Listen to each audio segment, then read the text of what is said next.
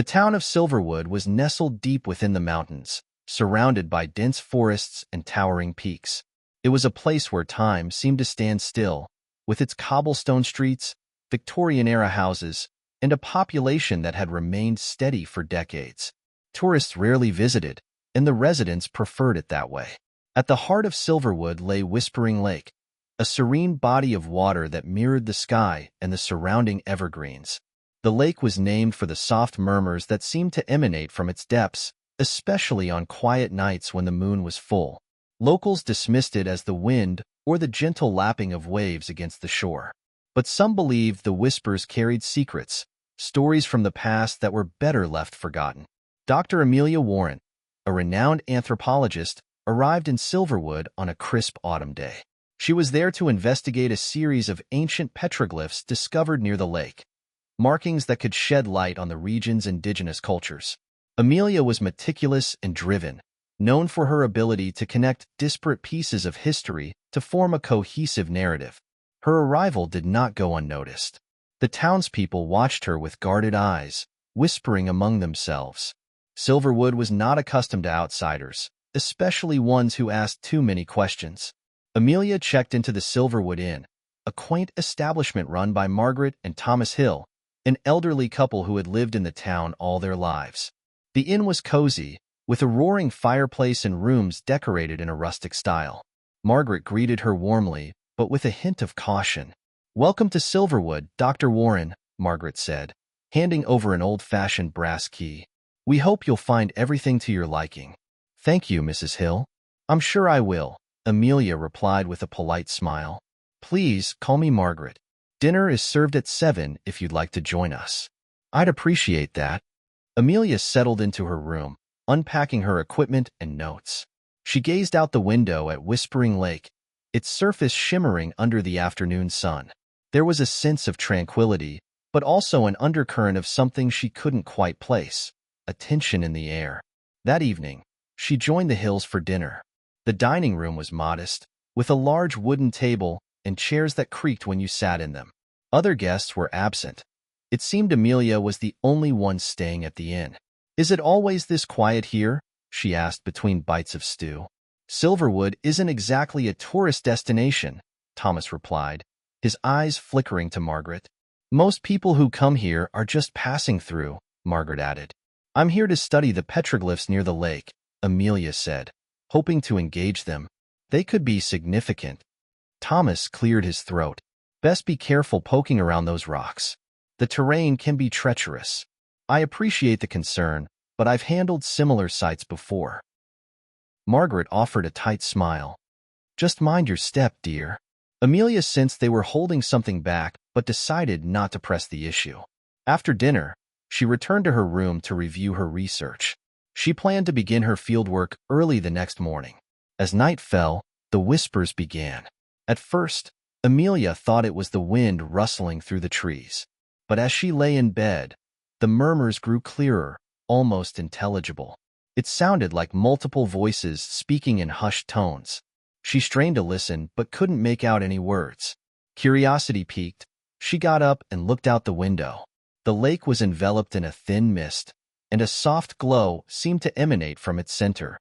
She grabbed her jacket and decided to investigate.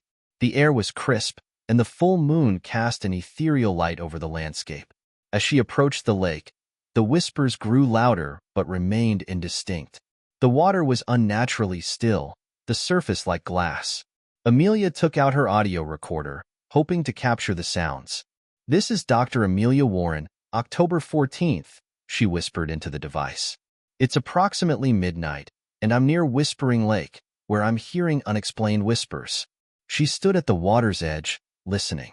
Suddenly, a figure appeared in her peripheral vision, a woman standing a few yards away, staring out over the lake.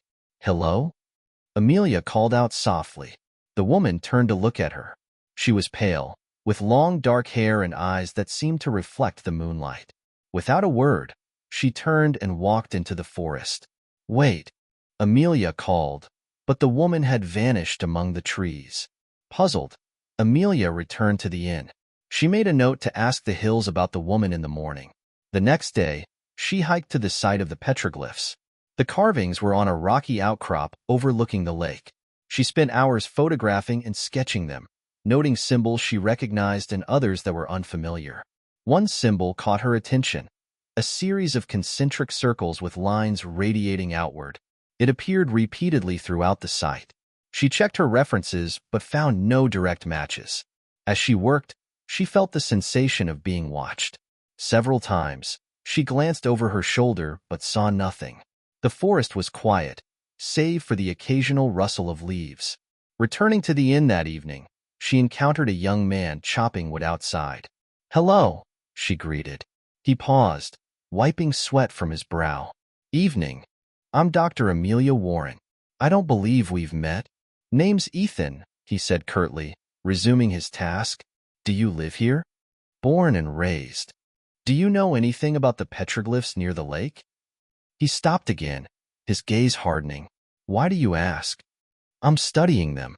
They could be important historical artifacts." He shrugged. "They're just old rocks. Nothing worth bothering about." "Do you know who the woman by the lake might be?" "I saw her last night." Ethan's expression darkened. "You'd best stay away from the lake after dark." "Why? Is there a danger?"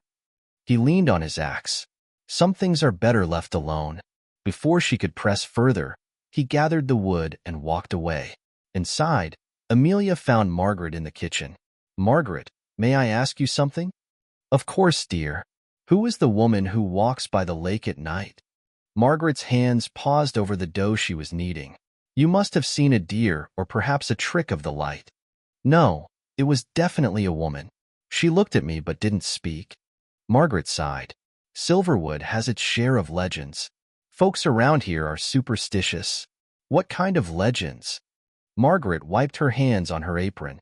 "They say the lake is haunted by the spirit of a woman who drowned long ago. But it's just stories." "Do you believe them?" "Stories serve their purpose. They keep children from wandering off and getting hurt." Amelia sensed that Margaret was withholding information but decided not to push further. That night, the whispers returned, more insistent than before. Determined to uncover the source, Amelia ventured out once again. She followed a narrow path along the shoreline, the whispers guiding her. The mist thickened, and shapes seemed to move within it. Ahead, she saw the silhouette of the woman. "Who are you?" Amelia called out. The woman beckoned silently, moving deeper into the forest. Amelia hesitated, but felt compelled to follow. They reached a clearing where an old cabin stood, its windows boarded up and the door hanging off its hinges. The woman pointed to the cabin and then faded into the mist. Amelia approached cautiously. The door creaked as she pushed it open. Inside, the air was stale, and dust motes floated in the beam of her flashlight. On a table lay a leather-bound journal. She picked it up and flipped through the pages, filled with handwritten notes and sketches of the same symbols she'd seen on the petroglyphs. The journal belonged to a Dr. Jonathan Miller, an anthropologist who had visited Silverwood over 50 years ago. His entries detailed his research into the local indigenous tribes and their rituals. One passage stood out. October 21st. The townspeople grow wary of my inquiries. They warn me to leave, but I cannot abandon my work. The lake holds a secret, an ancient power connected to the spirits of the land. Tonight, I will perform the ritual described by the elders. Amelia felt a chill. There was no record of Dr. Miller's work or of him ever leaving Silverwood. What had happened to him? A sudden noise startled her, a rustling outside the cabin. She peered through a crack in the wall and saw several figures approaching, lanterns casting eerie glows. Panicking, she hid in a corner as the door swung open. Ethan and two other men entered. "She was here," one of them said. "I saw her come this way." "Spread out," Ethan ordered. Amelia held her breath as they searched the cabin. One of the men approached her hiding spot, but a noise outside drew his attention. "Over here," someone shouted. The men hurried out, and Amelia seized the opportunity to slip away through a back window. She ran through the forest, branches scratching at her arms, until she reached the safety of the inn. In her room, she locked the door and examined the journal further. Dr. Miller had included a map of the lake with markings indicating a specific location, a small island at its center. The following day, Amelia rented a small boat from a local, who agreed reluctantly after she insisted. "Stay away from the island," he warned. "It's not safe." "What dangers are there?" He shook his head. "Just heed my warning." She set out on the lake, the water unnaturally calm. As she approached the island, the whispers grew louder, more coherent. It sounded like voices overlapping, speaking in a language she didn't understand. The island was small, overgrown with vegetation. In the center stood a stone altar covered in moss and vines. Symbols were carved into its surface, the same concentric circles and lines. Amelia felt a surge of energy, a tingling sensation coursing through her. She placed her hand on the altar, and a vision flashed before her eyes. She saw the indigenous people performing a ritual, the townspeople watching from the shadows. Then the scene shifted to Dr. Miller standing at the altar, conducting his own ceremony.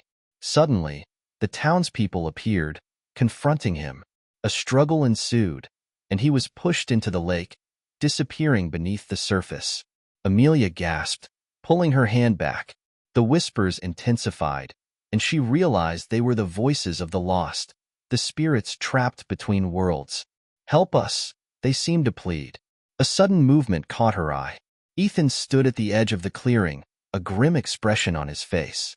"You shouldn't have come here," he said. "Why are you following me?" she demanded. "You've seen too much. You need to leave Silverwood." "Not until I understand what's happening." He sighed. "The lake must be protected. Outsiders bring disruption." Protected from what? Knowledge? The truth? From those who would exploit its power. Dr. Miller sought to harness it and paid the price. "You killed him," she accused. "It was necessary to maintain the balance." Amelia stepped back. "You're willing to kill to keep your secrets?" "It's not that simple," he insisted. "The lake connects to something greater. If misused, it could bring disaster. Then why not share this knowledge responsibly?" Ethan shook his head. "The fewer who know, the safer we all are." Voices echoed around them, the whispers rising to a crescendo. "They're restless," Ethan said urgently. "We need to leave." "No," Amelia stood her ground. "They want justice." The apparition of the woman appeared between them. She looked at Ethan with sorrow. "Mother," he whispered, his tough demeanor faltering. Amelia realized the woman was Ethan's mother, a victim of the lake's curse. "She died trying to protect the lake," Ethan explained, emotion cracking his voice. "She became part of it." "Then help me end this cycle," Amelia urged. "Let their spirits rest." He hesitated, but then nodded. "What do we need to do?" Together, they read through Dr. Miller's journal, finding the ritual he had attempted. But this time, they would reverse it, aiming to release the trapped souls rather than bind them. As dusk fell, they prepared the altar, placing offerings and chanting the words as instructed. The wind picked up, swirling around them. The whispers grew louder, then suddenly ceased. A calm settled over the island, and a sense of peace enveloped them. The apparition of Ethan's mother appeared once more, smiling before fading into the night. "It's over," Amelia said softly. Ethan looked relieved yet contemplative. "Thank you." When they returned to the shore, the townspeople awaited them, their expressions a mix of apprehension and hope. Margaret stepped forward. "Is it done?" Ethan nodded. "The spirits are at rest." She sighed with relief.